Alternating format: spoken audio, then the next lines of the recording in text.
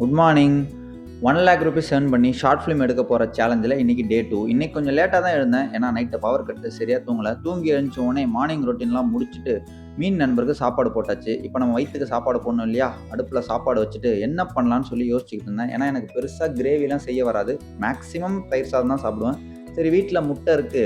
முட்டை சாதம் சாப்பிட்டு ரொம்ப நாள் ஆச்சு அப்படின்னு சொல்லி எனக்கு தெரிஞ்ச மெத்தட்ல எக் ரைஸ் செய்ய ஆரம்பிச்சுட்டேன். நான் கொஞ்சம் சிம்பிளா தான் செய்வேன். எனக்கு இப்படி சாப்பிட்டா தான் பிடிக்கும்.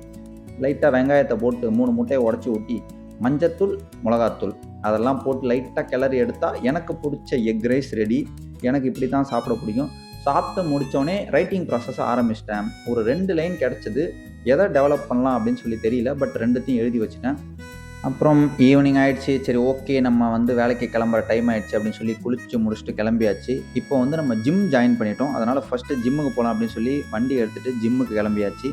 ஒரு 1 ஹவர் நல்லா ஒர்க் அவுட் பண்ணி முடிச்சுட்டு வேலைக்கு கிளம்பிட்டோம். இன்னைக்கு ஆர்டர் பெருசா இல்ல. அதனால வேலை கொஞ்சம் டல்லா தான் இருந்துச்சு. நம்ம சேலஞ்ச எடுத்த நேரமா என்னன்னு தெரியல. சிஓடியே வரல இதுவரைக்கும். சரி ஓகேன்னு வேலைய முடிச்சுட்டு ஜூஸ் குடிச்சிட்டு இருந்தேன். பசங்கள்லாம் டர்ஃப்ல ஃபுட்பால் விளையாடிட்டு இருந்தாங்க. அது பார்த்த உடனே எனக்கு என்னோட ஸ்கூல் மெமரீஸ்லாம் வந்துருச்சு. ஏன்னா நான் ஃபர்ஸ்ட் விளையாண்ட கேம் வந்து ஃபுட்பால் தான்.